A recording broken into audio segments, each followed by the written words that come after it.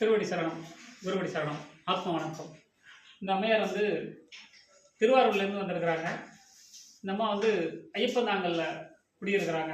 இவங்க வந்து இவங்களுடைய மகன் வந்து சதா குடிச்சிக்கிட்டு இந்த குடும்பத்திலேயே ஒரு சுபிட்சம் இல்லாமல் ஒரு வேதனையோடு அந்த குடும்பமே கலங்கிட்டு இருந்த நேரத்தில் தான் இவங்க வந்து யூடியூப்பை பார்த்து இங்கே வந்திருக்கிறாங்க. இந்த அம்மையார் வந்து ரொம்ப ஒரு ஒரு அற்புதமான ஒரு சக்தி இருக்குது அப்படின்னு சொன்னாங்க.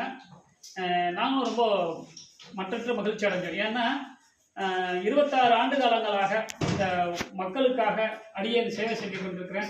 இந்த சேவையில் எப்படி அப்படின்னா, ஒவ்வொரு மக்களும் ஒவ்வொரு அடியார் பெருமக்களும் வெற்றி பெறணும். அதான் எங்களுக்கு சந்தோஷம்.